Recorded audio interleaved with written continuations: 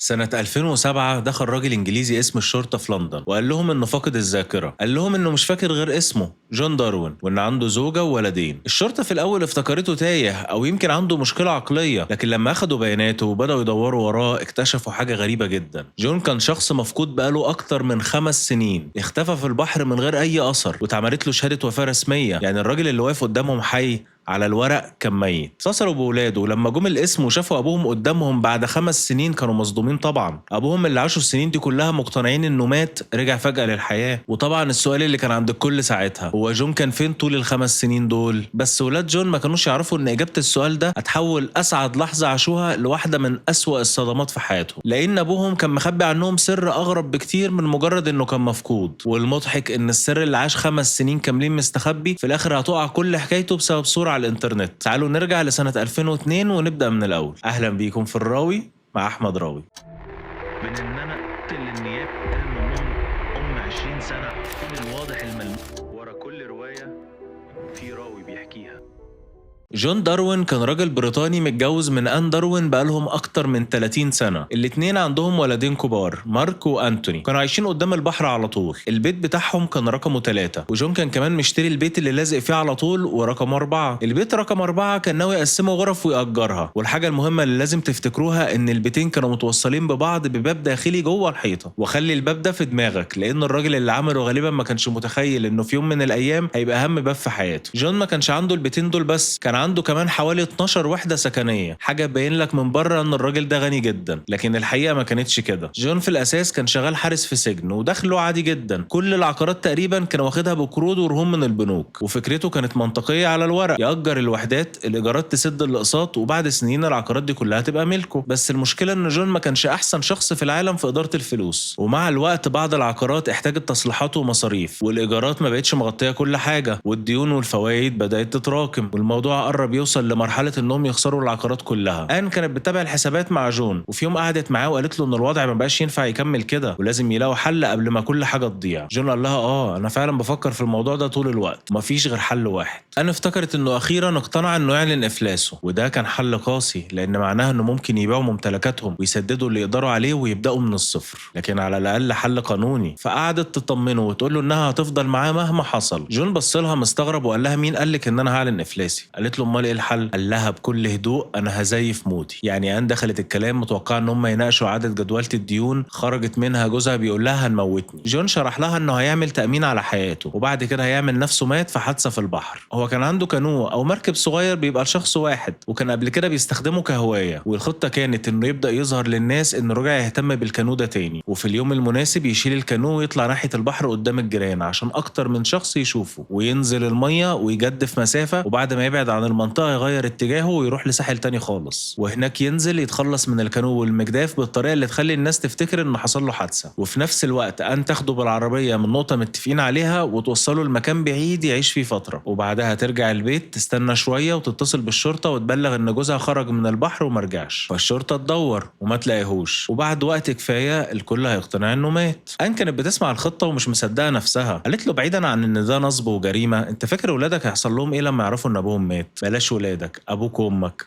اهلنا. جون كان شايف ان هم هيتصدموا في الاول وبعد فتره هيتجاوزوا الموضوع عادي، يعني ابوك مات النهارده اديله كام اسبوع هتبقى زي الفل. ان سالته سؤال منطقي جدا، طب بعد ما ناخد الفلوس انا وانت هنعيش مع بعض ازاي وانت ميت؟ وهنا تقريبا لاول مره جون اكتشف ان الخطه فيها حته ناقصه. قال لها ممكن يعمل عمليه تجميل ويغير شكله او يلاقوا طريقه تانية. ان رفضت تماما وقالت له انه مستحيل تعمل حاجه زي دي. فساعتها جون غير اسلوبه، قال لها طالما كده يبقى مفيش قدامي غير ان انا اموت نفسي. ان اترعبت. هي وجون يعرفوا بعض من وهم صغيرين ومتجوزين بقالهم اكتر من 30 سنة، وما كانتش متخيلة حياتها من غيره، فبدأت تحاول تهديه وتمنعه من التفكير بالطريقة دي، وده كان المدخل اللي جون محتاجه. فضل يضغط عليها عاطفيا لحد ما واحدة واحدة أنا وافقت انها تدخل معاه في الخطة، وخلال حوالي 3 شهور بس بدأوا يجهزوا كل حاجة. يوم 21 مارس سنة 2002 جه وقت التنفيذ. ان راحت شغلها كالمعتاد، وجون فضل مستني لحد لما شاف واحد من الجيران، واول ما اتاكد ان في حد شايفه شال الكانو وخرج، ووقف يتكلم مع جاره شويه عشان يتاكد انه خد سكرين شوت ذهنيه محترمه للمنظر، وبعدها كمل طريقه واتاكد ان في اكتر من شخص شافه وهو رايح. وصل للميه وركب الكانو ومعاه شنطه فيها حاجات للتخييم، وبدا يجدف لحد ما بعد عن المنطقه كلها. وبعد فتره وصل لساحل مختلف، نزل ومعاه حاجته وساب الكانو يكمل دوره في الفيلم لوحده. وان خلصت شغلها وركبت العربيه وراحوا للنقطه اللي هم اتفقوا عليها. قابلت جون وكان متجمد من البرد وركب معاها. في البدايه كانوا مخططين انها توصله لمكان معزول ويعيش في البريه فتره، لكن الوقت كان اتاخر، فنزل في مدينه على الطريق وقرر يدور على ارخص فندق ممكن يقضي فيه الليله. وان رجعت لوحدها البيت، ودلوقتي جه اصعب جزء بالنسبه لها، المكالمة. مسكت التليفون واتصلت بالطوارئ وقالت لهم ان جوزها مفقود، وانها لاحظت ان الكانو مش موجود وخايفة يكون خرج للبحر وحصل له حاجة. الشرطة بدأت تسأل الجيران، والجيران اكدوا ان هم فعلا شافوا جون خارج وكان معاه الكانو بالظبط زي ما كان مخطط. الموضوع كبر اسرع مما ان كانت متوقعة. الشرطة وفرق الانقاذ ومراكب خفر السواحل وطيارات هليكوبتر وعشرات الاشخاص بدأوا يدوروا على جون، والاعلام وصل وبدأ يغطي عملية البحث. وان فجأة لقيت نفسها مش بس كدبت كدبة، لا ده البلد كلها كانت معاها في الكدبة. والمشكلة الأكبر كانت ولادها. أن ما كانتش قادرة حتى تتصل بيهم وتقول لهم إن أبوهم مفقود، فطلبت من أخوها هو اللي يبلغهم. مارك وأنتوني أول ما عرفوا رجعوا بسرعة، وكان لسه عندهم أمل إن فرق الإنقاذ تلاقي أبوهم. وفي نفس الوقت ده أبوهم كان خارج من الفندق وماشي يدور على مكان معزول يعمل فيه خيمة. وبعد 4 أيام تقريبا عمليات البحث وقفت، مفيش أي أثر لجون، والعيلة بدأت تتقبل إن احتمالية إنه يكون مات كبيرة جدا. وأن كانت قاعدة وسط ولادها وأهلها وعمالة تعيط معاهم، هي الوحيدة اللي كانت عارفة إن الشخص اللي كلهم بيعيطوا عليه كان عايش والدنيا زي الفل. خلال الايام اللي بعدها جون بدأ يكلم ان من تليفونات عامة ويشتكي لها انه قد ايه تعبان ووحيد، وهي تقول له يا حبيبي ما انت اللي قررت تموت، مستني ايه يعني، حفلة استقبال؟ فضلت تحاول تقنعه يرجع ويوقف المهزلة دي. قالت له ممكن تظهر وتقول حصل لك حادثة او اتلخبطت او اي حاجة، ولسه ممكن نوقف الموضوع قبل ما يكبر. بس جون رفض وقال ان مفيش رجوع ولازم يكمل عشان يخلص من الديون اللي عليه. ان سألته السؤال اللي لسه ما كانش له اجابة، هتعيش فين؟ وهنا جون قال لها انه لقى الحل خلاص، هعيش في البيت رقم 4، البيت اللي لازق في بيتهم. فكرته كان انه يعيش هناك في السر ويستخدم الباب الداخلي عشان يدخل عند ان وقت ما يكون المكان فاضي. يعني بعد ما عمل خطة كاملة تخلي الشرطة تدور عليه في البحر، قرر ان افضل مكان يستخبى فيه جنب بيته، مش مدينة تانية ولا حتى بلد تانية، لا الحيطة اللي جنب مراته. بعد حوالي شهر ولادهم رجعوا لشغلهم وحياتهم، وان رجعت بالعربية تجيب جون من المكان المعزول اللي كان فيه واللي كان بعيد حوالي 200 كيلو. جون كان مربي دقنه وشكله كان اتغير شوية، وبالنسبة له كان فرحان انه اخيرا هيرجع يعيش في بيت. وكلمة يعيش هنا مجازية شوية لانه رسميا المفروض انه مات غرقان. وصلوا البيت وان رفضت تدخله بيتها اول ليله، قالت له انت هتنام في رقم 4 وانا حطيت لك اكل وهدوم. جون حاول يتحايل عليها وقال لها انه بقاله شهر بعيد عنها ونفسه ينام جنبها. قالت له لا ما بنامش جنب ميتين، بكره لو الدنيا هاديه هدخلك واعمل لك فطار. يعني الراجل اللي زور موته وهرب من الشرطه وعاش شهر في الغابه عقابه كان انه ينام عند الجيران. تاني يوم ان فتحت له الباب الداخلي اللي كان بين البيتين، ومن ساعتها الوضع بقى كالتالي: جون يعيش في البيت رقم 4، ولما الوضع يكون امان يدخل لها من الباب السري. بعد ايام الشرطه اتواصلت مع ان وقالوا لها ان هم لقوا الكانو متكسر، وان كل المؤشرات بتقول ان جون غالبا مات في حادثه. ان كلمت شركه التامين عشان تطالب بمبلغ التامين، لكن الشركه قالت لها ان الموضوع محتاج مقابله شخصيه وفي موظف هيجي لك البيت ويناقش معاكي التفاصيل. الموظف جه وقعد مع ان، وفي البيت اللي لازق فيه على طول جون واقف بيسمع كل حاجه. الموظف قال لها ان الشركه مش هتقدر تدفع لها لان مفيش دليل رسمي ان جون مات. انا قالت له ان الراجل اختفى في البحر، الشرطه دورت عليه ولقوا الكانو متكسر، اجيب لكم ادله اكتر من كده ازاي؟ قال لها لازم شهاده وفاه رسميه، ومن غير جثه ان هم يطلعوا شهاده وفاه ممكن ياخد سنين، والراجل اللي محتاجين شهاده وفاته على بعد مترين من موظف التامين. الموظف كمان قال لهم ان هم لازم يستمروا في دفع اقساط التامين طول فتره الانتظار. وجون ساعتها اتجنن، الخطه اللي في دماغه كانت ان انا اموت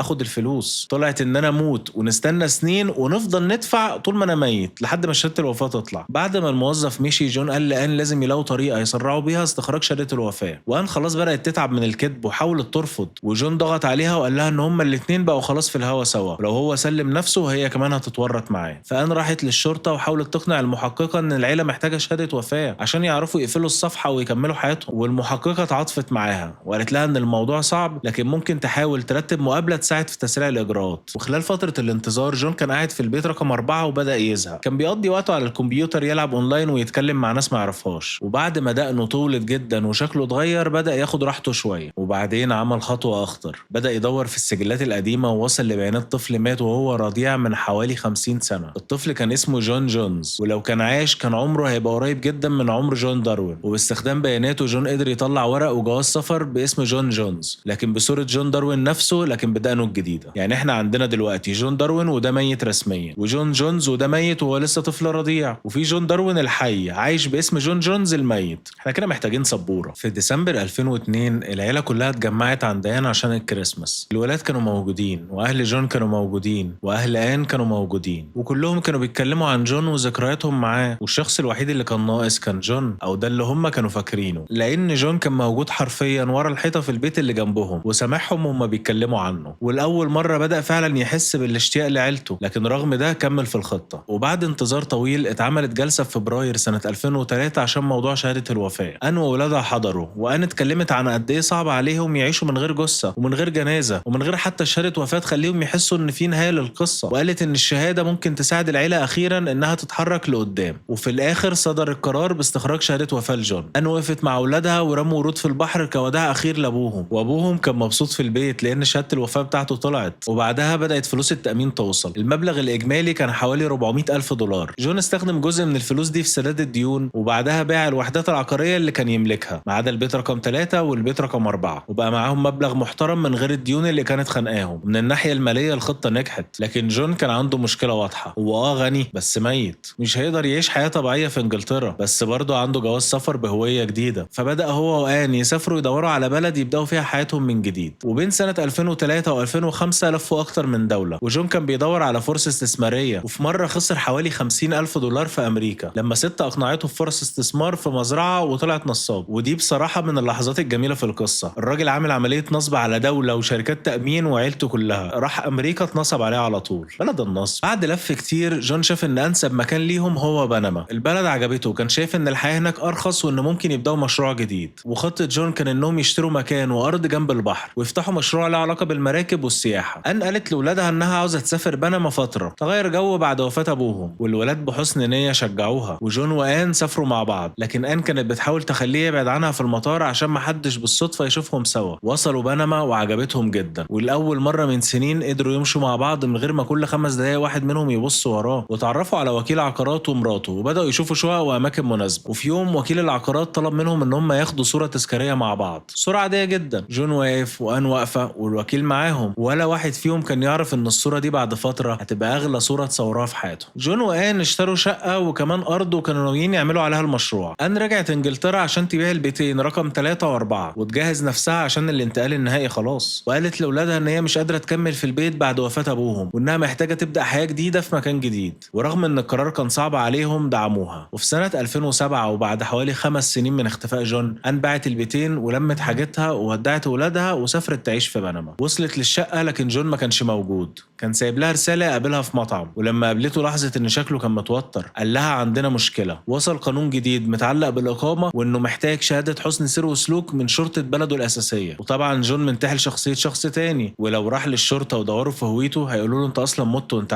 رضيع. وفوق كل ده جون كان خلاص اشترى الأرض اللي كانوا ناويين يعملوا عليها المشروع بمبلغ ضخم. يعني بعد ما فلوسه اتحطت في البلد ما بقاش عارف يعيش فيها بشكل طبيعي. الراجل ده غبي قوي بصراحة. أنا اتصدمت، لكن جون قال لها ما تقلقيش أنا عندي خطة. وكلمة خطة من جون كفاية ترفع الضغط أصلا. جون قال لها بصي أنا زهقت من حياة التخفي دي، وولادي وحشوني وعاوز ارجع اعيش بشكل طبيعي ويبقوا هما الاتنين زوج وزوجة قدام الناس تاني. ايوه فين الخطة يا ابني؟ جون قال لها انا هرجع انجلترا وهروح للشرطة واقول لهم ان انا فاقد الذاكرة. 5 سنين مختفي وراجع ان انت فاقد الذاكرة؟ كنت فين؟ مش فاكر. عملت ايه؟ مش فاكر. طب سافرت ازاي؟ برضو مش فاكر. وآن دخلت معاه في جدالات طويلة، لكن في النهاية أصر واتفقوا ان هي تفضل في بنما وهو يرجع انجلترا لوحده. وفي نفس الوقت حطوا خطة احتياطية لو قصة فقدان الذاكرة بدأت تقع. جون رجع لندن يوم 1 ديسمبر سنة 2007 ودخل واحد من اقسام الشرطة. دخل عامل نفسه تايه ومش فاهم حاجة. الشرطي سأله اسمك ايه؟ قال له جون داروين. قال له فاكر عيلتك؟ قال له مراتي وولادي مارك وانتوني. قال له ايه اخر حاجه فاكرها؟ قال له كنت في رحله مع العيله للنرويج. قال له امتى الكلام ده؟ قال له قريب سنه 2000. الشرطي قال له انت عارف احنا في سنه كام دلوقتي؟ جون قال له سنه 2000. قال له احنا في 2007. وطبعا جون عمل مشهد الصدمه المطلوب. الغريب في فقدان الذاكره بتاع جون انه نسي تقريبا 7 سنين بس فاكر اسمه بالكامل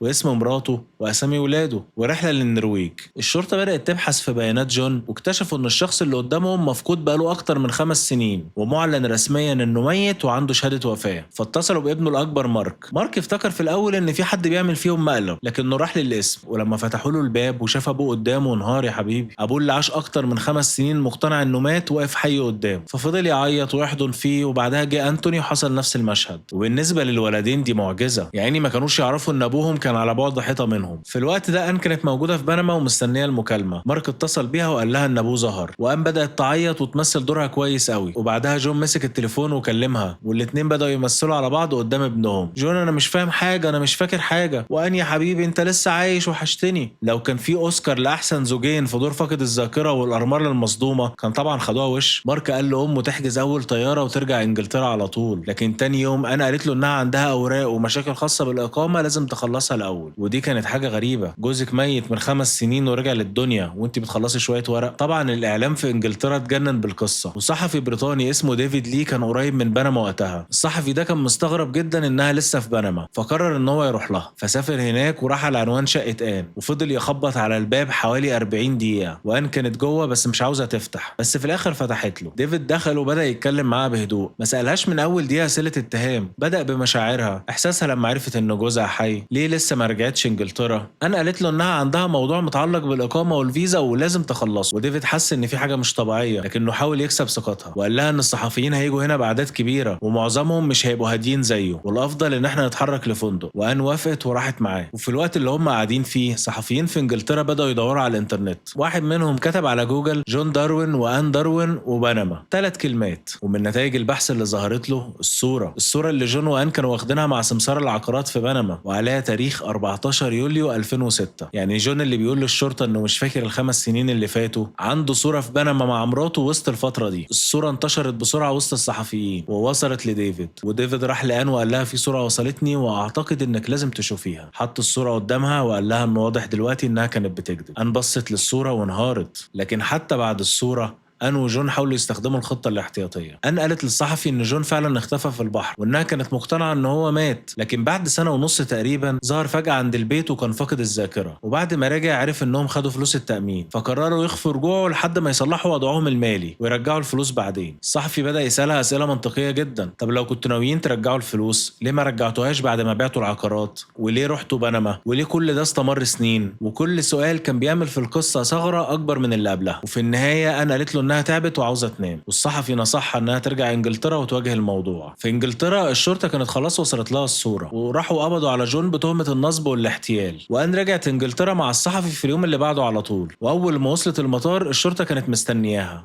اتقبض عليها هي كمان. اما مارك وانتوني ففي يومين حياتهم اتقلبت مرتين. الاول ابوكم اللي مات طلع عايش وبعدها على طول ابوكم وامكم كانوا بيكذبوا عليكم من 5 سنين. في البدايه الولاد نفسهم بقوا تحت ضغط لان ظهرت تساؤلات هل هم كانوا مشتركين في القصه ولا ما لهمش دخل. فعملوا بيان صحفي واكدوا فيه ان هم ما كانوش يعرفوا اي حاجه عن الخطه وقالوا انهم عاشوا تحول مرعب في مشاعرهم من فرحه ان ابوهم رجع لغضب وخيانه لما فهموا الحقيقه. واعلنوا وقتها ان هم مش عاوزين يكون ليهم اي تواصل مع اب او ام عملوا فيهم كده. الشرطه حققت مع جون وان كل واحد فيهم لوحده والاتنين في البدايه اتمسكوا بقصه الخطه الاحتياطيه. لكن طبعا المحققين كانوا شايفين ان القصه مش راكبه خصوصا ان الهويه المزوره والخطوات اللي عملها جون كانت بتقول ان الموضوع اكبر بكتير من راجل رجع صدفه بعد حادثه. فالضغط استمر عليهم. جون طبعا فضل يلف ويدور. اما ان فبدات تنهار واحده واحده. ولما التحقيق بدا يقرب من احتماليه تورط اولادها في قضايا ماليه ان ما قدرتش تكمل واعترفت وحكت الخطه من طقطق لسلام عليكم. قالت لهم انها كانت عارفه وانها شاركت جون لكن قالت انه ضغط عليها وتلعب بيها عاطفيا. ولما المحققين واجهوا جون باعترافها طبعا في البدايه حاول يشكك في كلامها لكن كانت خلاص اللعبه انتهت. وفي الاخر اعترف هو كمان وقال ان الخطه كانت منه وانه ضغط على ان عشان تشارك. وفي المحكمه جون اعترف بذنبه واتحكم عليه بالسجن 6 سنين و3 شهور. اما ان فقررت تدافع عن نفسها وتقول ان هي كانت مجبره وان جون كان بيتلاعب بيها عاطفيا. دفاعها قال ان علاقتهم الطويله وسيطره جون عليها خلوها تدخل في حاجه ما كانتش عاوزاها. بس الادعاء رد ان 5 سنين مده طويله جدا وان خلال ال5 سنين السنين دي كان عند ان اكتر من فرصه انها تعترف، وفي فترات كان جون مسافر وبعيد عنها اصلا، وكمان هي بنفسها شاركت بالكذب على اولادها. وطبعا اصعب جزء لما اولادها نفسهم وقفوا قدام المحكمه واتكلموا عن انهم بعد اختفاء ابوهم كانوا بيحاولوا يخفوا حزنهم عشان يقفوا جنب امهم، وكل ده وامهم عارفه ان ابوهم عايش. وفي النهايه المحكمه اعتبرت ان مذنبه، اتحكم عليها بالسجن لمده 6 سنين و6 شهور. يعني بعد كل ده هو ومراته بقوا الاتنين مساجين. والجميل ان جون اصلا كان شغال حارس سجن قبل الفيلم ده كله، يعني الراجل بدأ حياته كاستقبال في السجن